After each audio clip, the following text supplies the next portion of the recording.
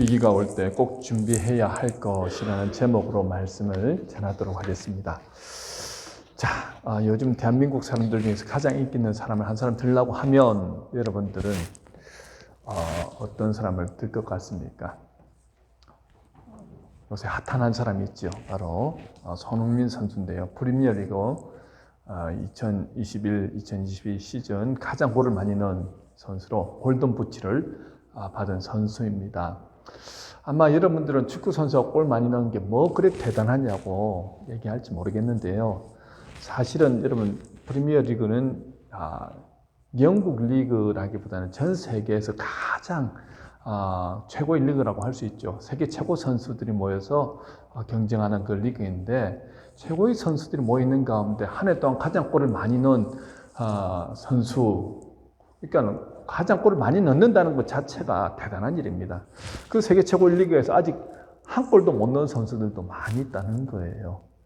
그런데 그 손흥민 선수가 왜 그렇게 인기가 많은가 하면 그가 아시아 선수로서 축구 역사상 처음으로 아시아 사람이 골든부츠 상을 받았기 때문입니다. 다른 말로 하면요, 아시아 선수들 중에서 이 유럽의 빅리그에 진출하기도 쉽지 않지만 진출했다 할지라도 체격이나 또 기술적인 면에서 유럽이나 남미 선수들에게 뒤처져 가지고 경기에 꾸준하게 출전하는 것도 하늘의 별 따기처럼 그렇게 어렵다는 거예요. 근데 손흥민 선수는 매 경기 꾸준하게 출전하고 무엇보다 이번 리그에서 가장 많은 골을 넣어서 가장 주목받는 선수, 한국에서 가장 핫한 스포츠 스타가 아닐까 생각합니다. 자, 그런데요, 그 비결이 있다는 거죠. 그가 어떻게 그렇게 최고의 선수 자리에 오를 수 있었는가? 그것은 철저한 기본기 연습 때문이었다는 겁니다. 제가 예전에도 손흥민 선수에 대해서 한번 예를 말씀드린 적이 있는데요. 그는 초등학교 저학년 때부터 축구를 시작해서 14살 때까지 축구 경기는 뛰지 않고 그냥 어릴 때부터 축구공이 몸에 붙어 다니도록 4시간씩, 하루에 4시간씩 골키핑만 했다는 겁니다. 골키핑이 뭔지 아시죠? 공을 던져가지고 무릎으로 쳐서 올린다든지 아니면 다리를 올려서 이렇게 계속해서 그거를 유지하면서 4시간을 떨어뜨리지 않고 그렇게 훈련을 했다는 거예요. 그리고 오른발 슛 연습, 왼발 슛 연습, 오른발로 드리블하고 왼발로 드리블하고 어느 각도에서든지 슛을 할 수 있도록 그렇게 철저하게 그 훈련을 14살 때까지 받고 중학교에 가서 이제 고등학교로 이제 입학을 하게 되는데 고등학교 때부터 경기를 뛰기 시작하는데 막 아주 출중한 실력을 발휘를 합니다. 그래서 함부르크의 유스 팀에 프로구단 유스 팀에 이제 입단하게 되고 그리고 너무 출중하니까 1군으로 올라가서 1군에서도 두각을 나타내고 그리고 나중에는 이제 곧바로 레버쿠젠이라는 그 독일에서 가장 유명한 구단으로 이제 이적하게 되고 또 몇 년 있다가 곧바로 토트넘 핫스퍼라는 구단으로 이적하게 돼서 지금까지 이르게 되었죠. 매년 10골 이상씩 넣었습니다. 꾸준하게 활동하였습니다. 근데 이번에 23골을 넣으면서 골든부츠 상을 받았다는 거죠. 자, 그가 지금까지도 꾸준하게 연습하는 것이 무엇이냐면 바로 이 기본기 연습이라는 것입니다. 사실 이 정도 스타가 되면 좀 거들먹거리기도 하고 연습에 좀 게으름을 피우고도 뭐 그럴 수 있지 않습니까? 그런데도 그는 연습할 때는 진지하게 최선을 다해서 그 기본기 연습을 한다는 거예요. 자, 기본기가 잘 돼 있으니까 어떤 선수가 최고의 선수가 와도 막아도 두렵지 않더라는 거예요. 어느 각도에서 공이 날라와도 공을 차면 슛이 들어갑니다. 그거 아주 참 어떻게 저렇게 들어갈 수 있을까 할 정도로 공이 바늘락킥을 해가지고 들어가기도 하고요. 찼다 하면 그냥 들어가니까 모두가 대단하다 그러지요. 제가 첫 서두부터 왜 손흥민 선수의 예를 들겠습니까? 우리 신앙생활도 마찬가지라는 거예요.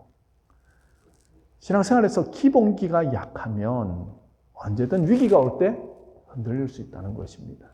오늘 기본기가 약해서 위기의 순간에 무너졌던 광야 1세대에 대해서 말씀을 전하도록 하겠습니다. 오늘 말씀의 주제는 제가 지난주부터 계속해서 주제에 대해서 말씀을 드리잖아요. 여러분 이 주제를 딱 말씀드렸을 때 다른 건 다 잊어도 이 주제만 딱 가지고 가시면 오늘 말씀이 쭉 이렇게 이해가 됩니다. 그래서 제가 주제를 한번 읽고 나서 여러분들 보고 따라하라고 하실 때 여러분 따라하시면 그 주제만 생각해도 오늘 전체 말씀이 이해가 됩니다. 자, 제가 주제를 말씀드립니다. 하나님과 가까이 해야 위기의 순간에 주저하지 않고 무서워하지 않고 두려워하지 않고 담대하게 극복할 수 있습니다. 자, 이제 따라하십니다. 하나님과 가까이 해야 위기의 순간에 주저하지 않고 무서워하지 않고 두려워하지 않고 담대하게 극복할 수 있습니다. 자, 오늘 본문은요, 이스라엘 백성들이 요단 동쪽 아모리 왕 시온과 바산 왕 옥을 쳐 죽이고 이제 그 땅을 정복하고 난 후에 모세가 모압 땅에서 이스라엘 백성들에게 율법을 설명하면서 광야 40년을 왜 이스라엘 백성들이 배회할 수밖에 없었는가에 대해서 지금 말씀하고 있는 내용입니다. 사실 오늘 모세가 율법을 설명하는 이스라엘 백성들은요, 출애굽 1세대가 아니고 광야 2세대입니다. 즉 출애굽할 때 13살 이전의 어린아이들이었거나 아니면 광야 시대에 태어났던 자녀들이 지금 이제 40 가까이 돼서 그렇게 모세 앞에 이렇게 있다는 거죠. 자, 그들은 대부분 왜 우리가 이스라엘 백성들이 광야에서 40년 동안 배회해야 했는지 그 과정을 잘 이유를 알지 못하는 세대라는 것입니다. 자, 출애굽 1세대들은요, 오늘 본문의 가데스 바네아에서 이 사건 때문에 어떻게 됩니까? 광야 40년 동안 죽게 되고 오직 여호수아와 갈렙 그리고 출애굽 2세대만 가나안 땅으로 들어가게 되지요. 자, 오늘은 그 가데스 바네아에서 38년 전에 있었던 그 사건을 회상하면서 광야 2세대는 결코 출애굽 1세대가 범했던 그 실수를 범하지 말라는 모세의 간절한 바람으로 그가 연설하고 있습니다. 자, 이미 모세가 지금 몇 살이라고요? 여러분, 모세가 지금 몇 살에 이 신명기에서 연설을 하고 있습니까? 몇 살일까요? 모세가 홍해를 지나서 이스라엘 백성들을 이끌었을 때가 80세였지요. 그리고 지금 40년이 지났기 때문에 몇 살요? 120살입니다. 이제 세상을 떠나야 할 시점이라는 것을 모세도 알고 있었습니다. 자, 세상을 떠나기 전에 유언처럼 이스라엘 백성들, 후손들에게 어떻게 하면 하나님의 약속, 약속한 그 가나안 땅에 들어갈 수 있을 것인가? 하나님이 예비한 복을 누릴 수 있을 것인가에 대해서 그는 그 비결을 말해주고 있는 것입니다. 우리가 가끔씩 영화를 보면요, 스승이 제자에게 이제 죽기 전에 유언을 하는 경우들이 있지 않습니까? 유언을 하면서 무술의 비법을 이렇게 전수해 주는 경우가 있지 않습니까? 오늘 마치 그것처럼 하나님을 대면하고 하나님과 누구보다 친하게 지냈던 그 모세가 이스라엘 백성들을 진정으로 사랑하는 마음으로 그들이 더 이상은 어떻게 해요? 실패하지 않고 승리하며 하나님께 복받는 비결을 지금 말해주고 있는 겁니다. 먼저 왜 출애굽 1세대가 가데스 바네아에서 실패하였는가에 대해서 말하고 있죠. 자, 하나님은요, 모세를 부르셔서 이스라엘 백성들을 이끌고 출애굽할 때부터 일관된 약속을 하셨습니다. 그 약속이 무엇입니까? 신명기 1장 8절이죠. 내가 너희의 조상 아브라함과 이삭과 야곱에게 맹세하여 그들과 그들의 후손에게 주리라 한 땅이 너희 앞에 있으니 들어가서 그 땅을 차지할지니라. 자, 모세와 이스라엘 백성들은요, 그들에게 한 약속을 믿고 이제 출애굽하게 됩니다. 그리고 호렙산에 가서 호렙산은 지금 말하는 신의 산이죠. 하나님이 거하시는 그 성산에 가서 근 2년 동안 율법과 계명을 받고 행정 조직을 정비하고 하나님이 거하실 성막을 만들고 드디어 가나안 땅으로 진군하죠. 여러분도 아시다시피 그들은 노예로 오랫동안 있었기 때문에 군대 조직도 무기도 하나 제대로 된 것이 별로 없었습니다. 자, 오늘 본문 21절 이하의 내용을 보면요, 그들이 가데스 바네아에 이제 이르렀을 때 모세는 여호와 하나님이 이 땅을 너희 앞에 두셨으니 너희는 올라가서 차지하라, 두려워하지 말라, 주저하지 말라, 그렇게 명령합니다. 그때 이스라엘 백성들이 말하죠. 우리가 사람을 우리보다 먼저 보내어 우리를 위하여 그 땅을 정탐하고 어느 길로 올라가야 할 것과 어느 성읍으로 들어가야 할 것을 우리에게 알리게 하자라고 말합니다. 자, 이스라엘 백성들도 하나님이 예비하신 땅으로 올라갈 것인데 정탐꾼을 보내서 200만 명이 어느 길로 가야 할지 어느 성읍으로 들어가야 할지를 살펴보자라고 말하는 겁니다. 자, 이들의 말은 굉장히 사실 합리적이고 이성적인 말 아닙니까? 모세는 무조건 하나님 명령하셨으니 올라가자라고 말하였지만 이 백성들은 좀 더 이성적으로 생각하는 것 같습니다. 하나님 말씀대로 우리가 순종해야 되겠지만 더 중요한 것은 200만 명을 어떻게 해요? 더 효율적으로 올라가게 해야 한다는 거죠. 자, 그 말에 모세도 동의합니다. 올라가지 말자는 것도 아니고 함께 올라가는데 더 효율적으로 일을 처리하자는 것이니 반대할 이유가 없죠. 그래서 각 지파에서 가장 똑똑하고 지혜로운 사람 한 명씩을 뽑아서 12명을 어떻게 해요? 정탐꾼으로 가나안 땅으로 보냅니다. 자, 그들이 가나안 땅을 정탐하고 난 이후에 뭐라고 보고합니까? 그 땅은 과연 하나님이 말씀하신 대로 젖과 꿀이 흐르는 땅입니다. 하지만 가나안 땅에는 안악 자손과 같은 그 거인족들이 있습니다. 그들의 성은 하늘에 닿고 우리는 그들에 비하면 메뚜기에 불과합니다. 라고 보고합니다. 자, 그 보고를 들은 이스라엘 백성들이 여러분 어떤 태도를 취합니까? 27절에서 한번 보실까요? 장막 중에서 원망하여 이르기를 여호와께서 우리를 미워하심으로 아모리 족속의 손에 넘겨 멸하시려고 우리를 애굽 땅에서 인도하여 내셨도다. 우리가 어디로 가랴?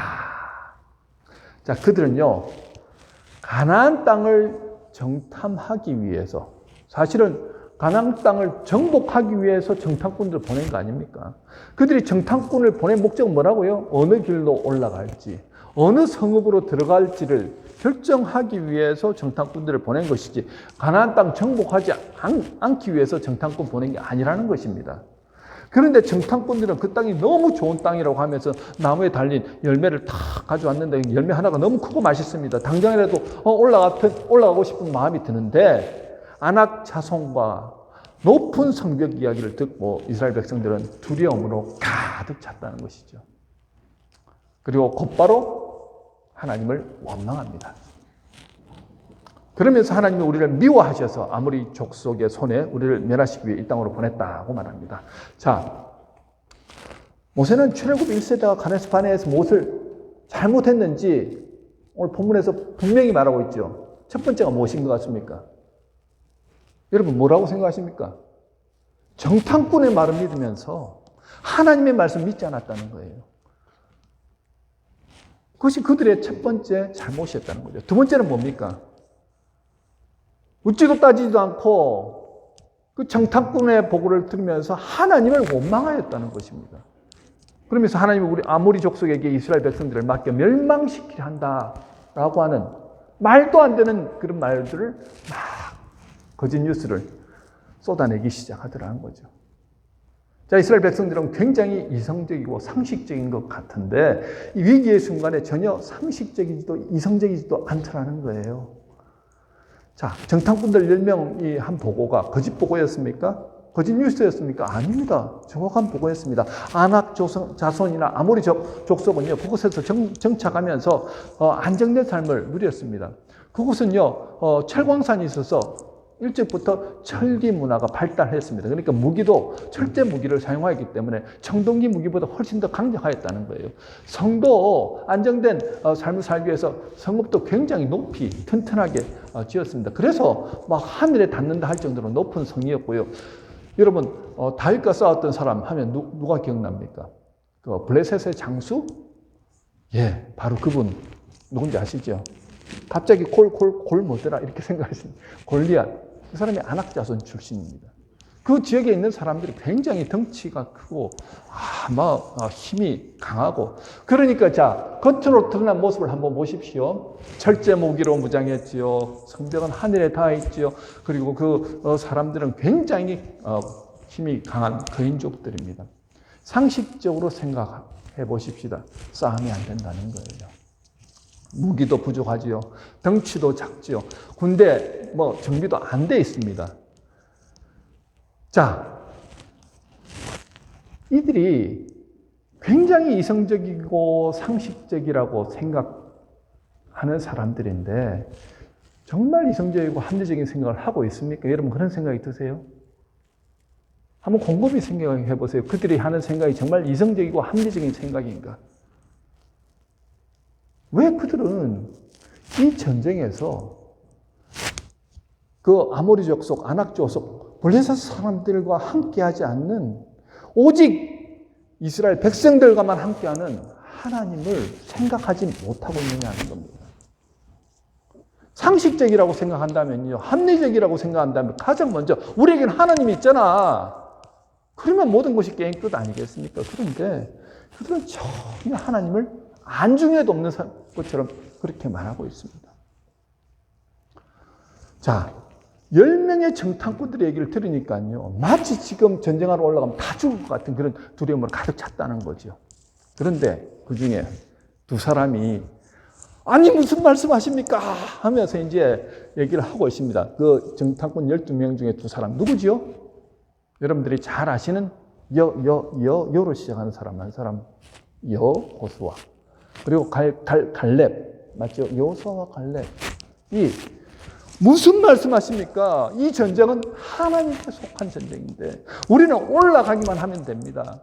그러면 하나님이 하실 것입니다. 이 땅을 정복하십시다 라고 했을 때 이 민수기 14장 8절 9절에서 그 내용이 쭉 나옵니다.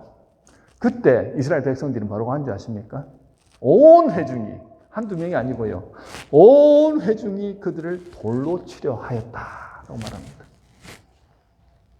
여러분, 이스라엘 백성들은요, 하나님이 어떻게 그들을 지금 이때까지 2년 동안 출애굽한 이래로 2년 동안 어떻게 인도하였는지 전혀 생각하지 않고 있더라는 거예요. 그 2년 동안 그들이 목말라 죽겠다고 고통하였을 때 마라의 쓴물을 단물로 바꿔서 200만 명을 먹이셨지요. 목이 말라 또 타 죽겠다고 했을 때 반석을 쳐서 반석에서 나오는 물로 그 많은 사람들이 목을 죽일 수 있었습니다.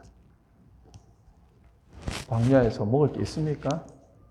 그 건강한 땅이 사냥을 해서 뭘 먹겠습니까? 아니면은 곡식이 있어가지고 그것을 추수해서 먹겠습니까? 아무것도 없지요. 먹을 것이 없다고 불평할 때 만나와 메추라기를 보내주셔서 그들은 그저 나가서 죽기만 하면 되었습니다. 그 사막 건강한 땅을 200만 명이 걸어갈 때 낮에는 찌는 듯한 햇빛으로 고통을 당하고 밤에는 영하의 날씨로 추워가지고 벌벌 뜨면서 고통을 당할 때 하나님이 안쓰럽게 여기셔서 어떻게 해요? 낮에는 구름 기둥으로 밤에는 불 기둥으로 가장 최적의 쾌적한 그런 상황을 만들어 주시더라는 거죠. 모세는 본문 33절에서 분명하게 그 말씀을 하고 있죠. 하나님이 광야길에서 이스라엘 백성들을 어떻게 보호하시고 인도하셨는지를 말하고 있습니다. 모세는요, 분명하게 그 사실을 말하고 있습니다. 모세는 출애굽 이후 단 한 번도 이스라엘 백성들이 가는 길에 하나님이 안 계셨던 적이 없고 그들은 하나님의 인도를 따서 이곳까지 안전하게 이르렀다는 겁니다.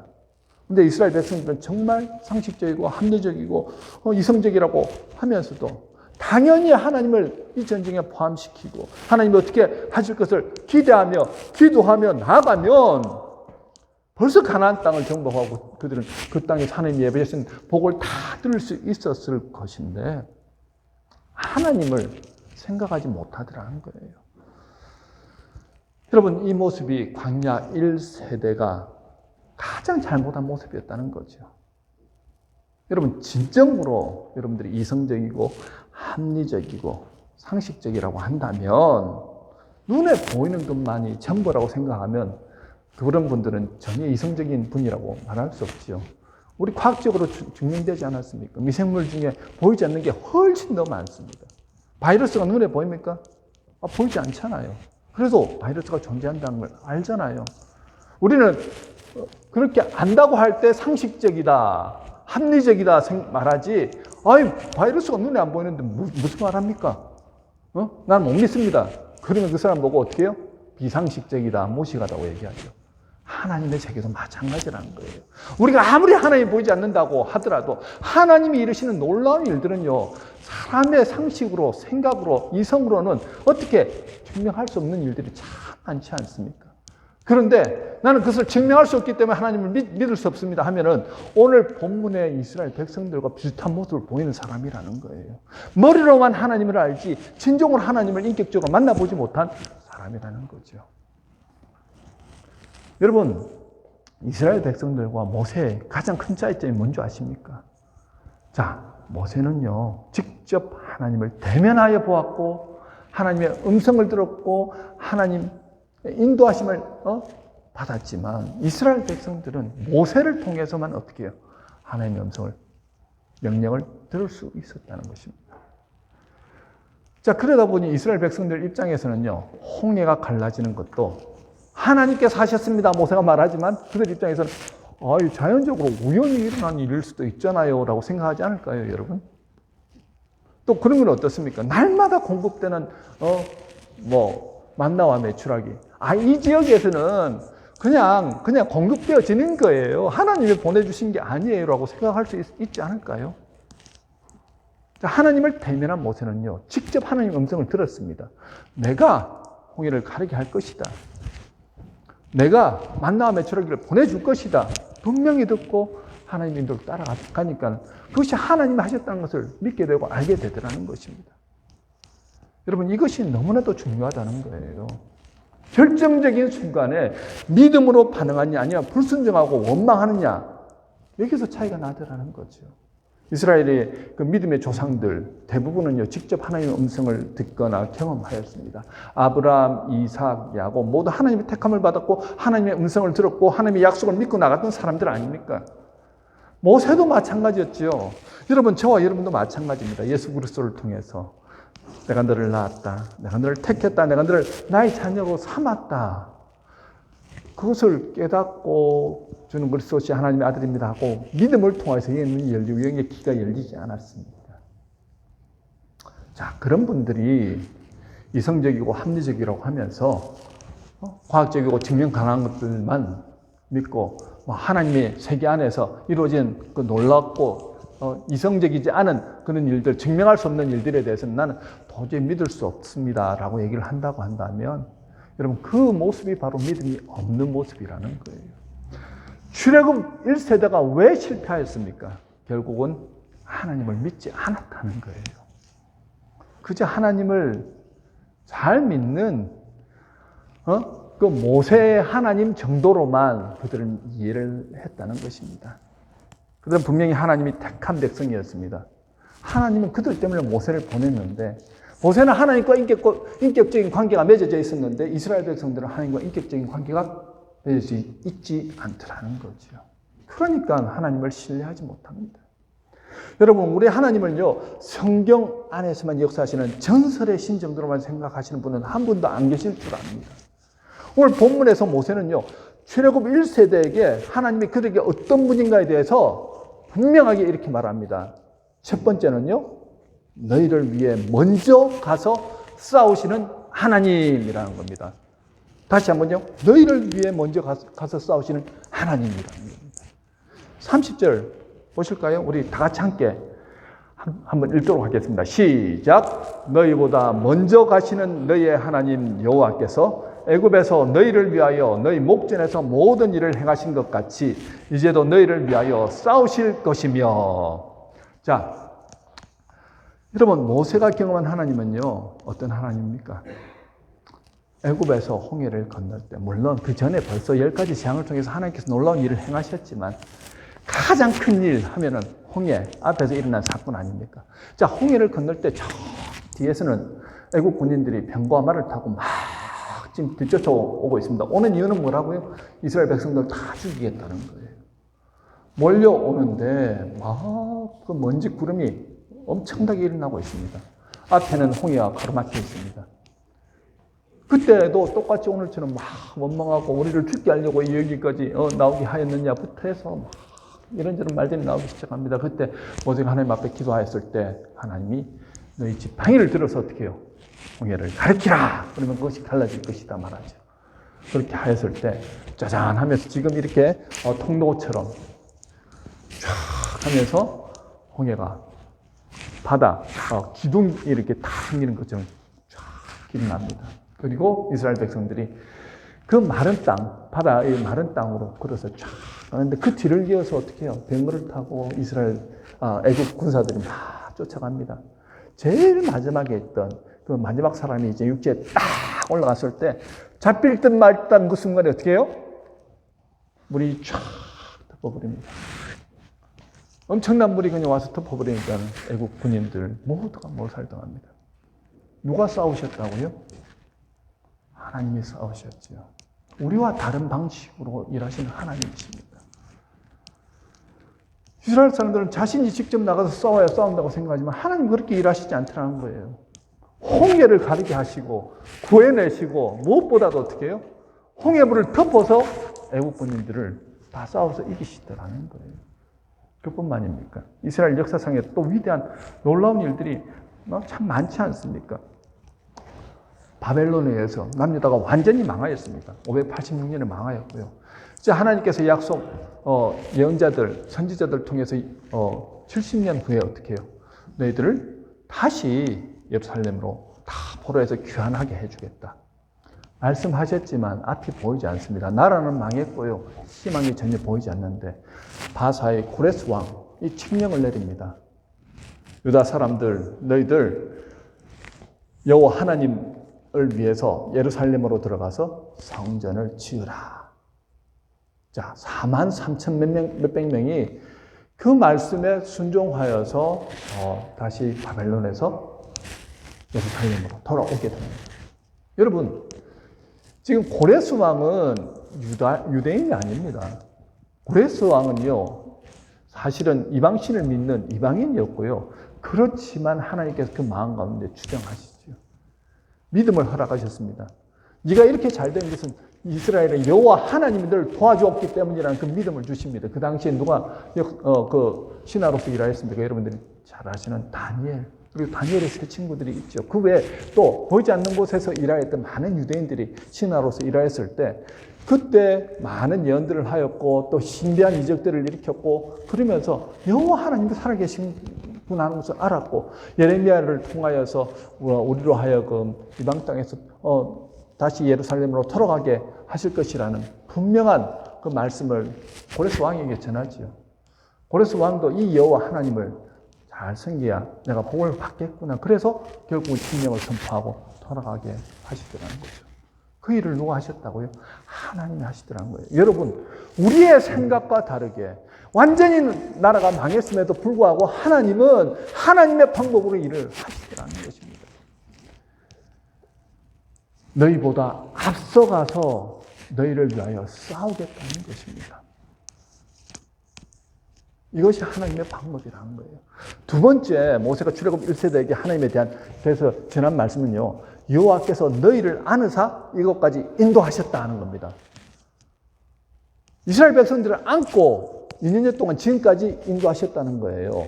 31절 같이 읽을까요? 31절 시작. 광야에서도 너희가 당하였거니와 사람이 자기의 아들을 안는 것 같이 너희 하나님 여호와께서 너희가 걸어온 길에서 너희를 안으사 이것까지 이르게 하셨느니라. 자, 하나님 이스라엘 백성들을 이것까지 인도하신 방법은 자기의 아들을 안는 것처럼 이것까지 왔다는 것이에요. 갓난아이가 언제 가장 편안함을 느낄까요? 어머니 품에 안겨 있을 때라는 겁니다. 그 김주환 교수의 회복 탄력성이라는 책에서 저자는 유아 시절 엄마와의 관계가 성장에 얼마나 큰 영향을 주는지 그 해리 할로우 교수의 연구로 설명하고 있습니다. 유아기 어린 아기가 엄마와 친근함을 느끼는 이유가 여러분 뭐라고 생각하십니까? 엄마가 젖을 주고 먹을 것을 주기 때문이기도 하지만 그 이유보다는요. 엄마의 따뜻한 품이 아기를 편안하게 해주기 때문에 그렇다는 거예요. 이렇게 엄마의 품에서 사랑을 많이 받고 자란 아기는요. 어떤 어려운 상황 가운데서 잘 이겨내고 사회적인 관계도 잘한다는 겁니다. 그런데 아빠와 우리 자녀의 관계는 어떻는가? 엄마만큼 그렇게 생각하지 않는다는 거예요. 엄마가 항상 안아주고 재워주고 했던 그 품이 지금까지도 엄마와 자식 간에는 끈끈하게 남아있지만 아버지는 그냥 우리를 사랑하시는 존재 정도를 느낀다는 거죠. 모세는 하나님을 마치 엄마가 아이를 안고 가듯 지금 가데스 바네아까지 인도하신 하나님을 느끼고 있습니다. 모세는 하나님 품에 안겨서 이곳까지 왔다고 말하고 있습니다. 자신이 하나님의 품에 안긴 것처럼 그렇게 느끼고 있다는 거죠. 이스라엘 백성들도 그렇게 안고 이곳까지 왔다는 거예요. 여러분, 우리는 어떻습니까? 매일 우리의 삶이 어려운 환경과 상황 가운데 있다 할지라도 하나님은 우리를 지금 어떻게 해요? 품에 안으시고 우리와 함께 동행하고 계시다는 거예요. 혹시라도 여러분들이 너무 힘들다, 어렵다 생각하시면요. 항상 여러분을 안고 계시는 하나님을 한번 생각해 보시기 바랍니다. 예전에 봉사 목사님들 중에 이런 이야기를 많이 했던 기억이 나죠. 어떤 예수님을 잘 믿는 분이 홀로 해변길을 걷고 있었습니다. 너무 힘들어서 예수님께 도와달라고 울부짖었지만 예수님이 아무 말씀이 없는 거예요. 뒤를 돌아보니까 발자국은 하나밖에 나 있지 않습니다. 그래서 하나님, 예수님, 내가 이렇게 힘든데 주님 좀 도와주시면 안 됩니까? 내 가는 길이 너무 고통스럽고 힘듭니다. 그런데 뜬금없이 주님이 말씀하시는 겁니다. 얘야, 네가 지금까지 걸어온 길을 한번 뒤돌아보렴. 제 발자국밖에 보이지 않습니다. 그러자 예수님 말씀하시죠. 그 발자국은 이것이 아니라 내 것이란다. 내가 너를 얻고 지금까지 걸어왔단다.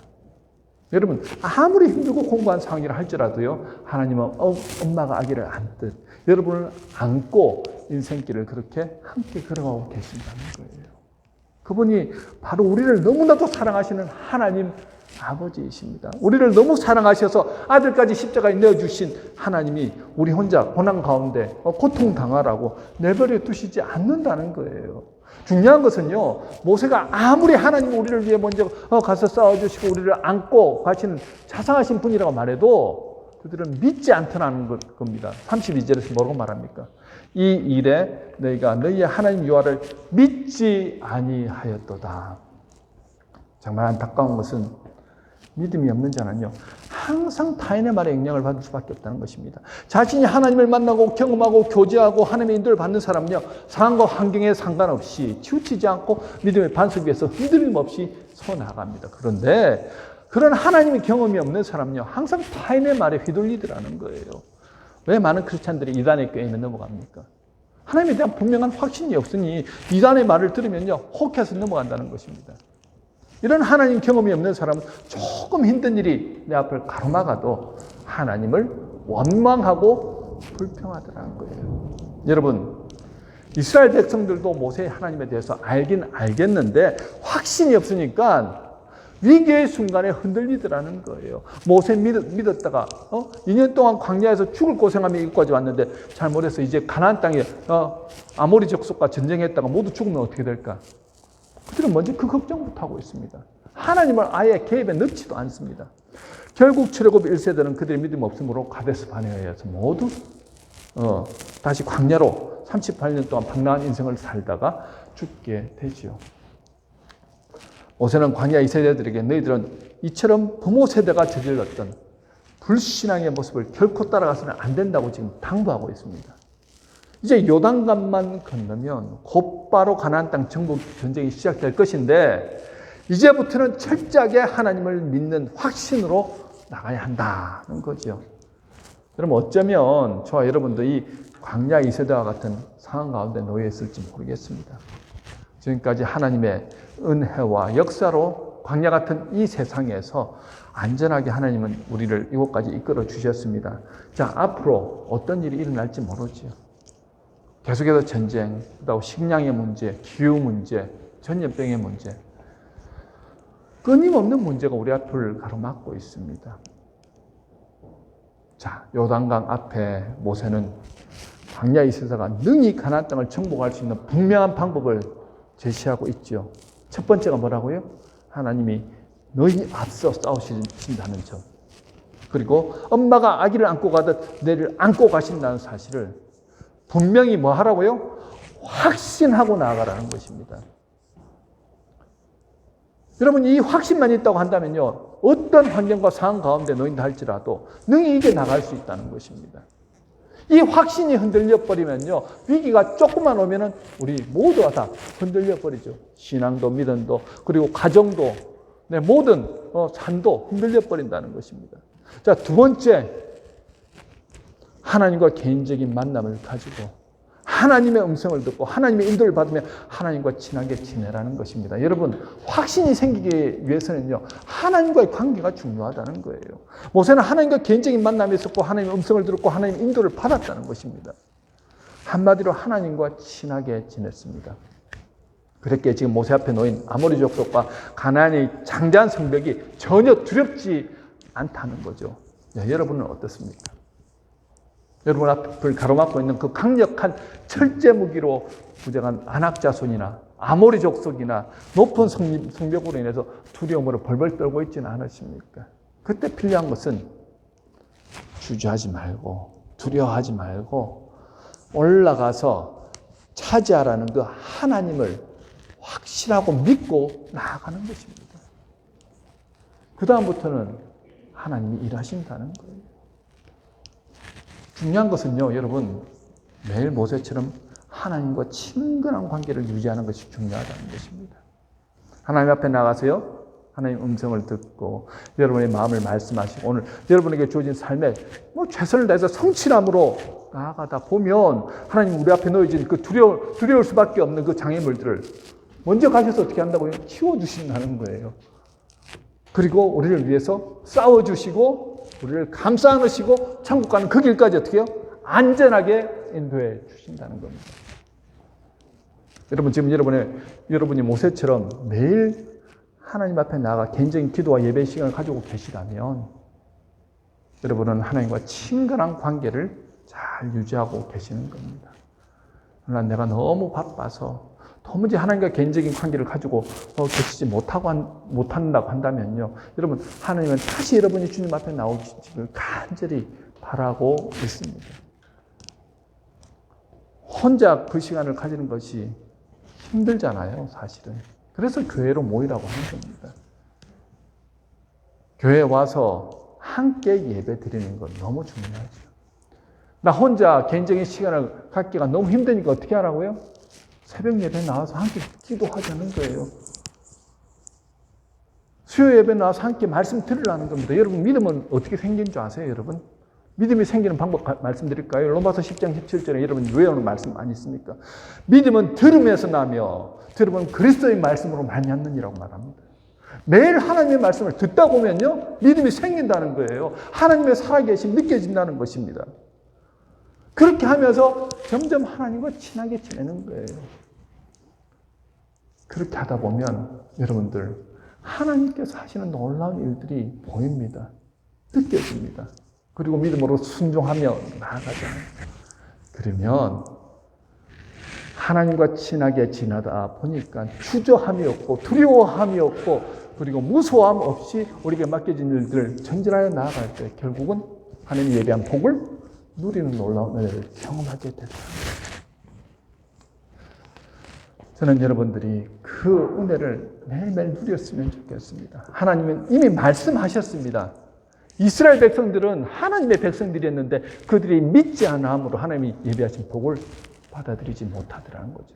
저와 여러분도 마찬가지입니다.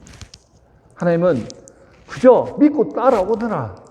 믿고 순종해라. 그러면 내가 예배한 그 은혜와 복을 너에게 주겠다라고 말씀하십니다. 순종함으로 확신함으로 나갔던 광야 2세대들 결국 어떻게 됩니까? 가나안 땅을 다 정복하였습니다. 여러분 지금이 믿음으로 나가야 할 때입니다. 혹시나 앞으로 무엇을 해야 될지 사업 때문에 학업 때문에 건강 때문에 정말 내 앞에 큰 장애물처럼 안악자손처럼 여겨지는 그런 두려움이 우리 앞을 가로막고 있다고 한다면 바로 지금 믿음으로 선포하고 주님과 함께 나가십시오. 주님이 어떻게 하신다고요? 여러분들보다 앞서서 일하십니다. 여러분들을 품에 안고 나아가십니다. 그렇게 동행한 삶을 살아갈 때 여러분 안에 놀라운 은혜, 복이 임할 것입니다. 그 은혜를 누리시는 저와 여러분 되시길 주님의 이름으로 축원합니다.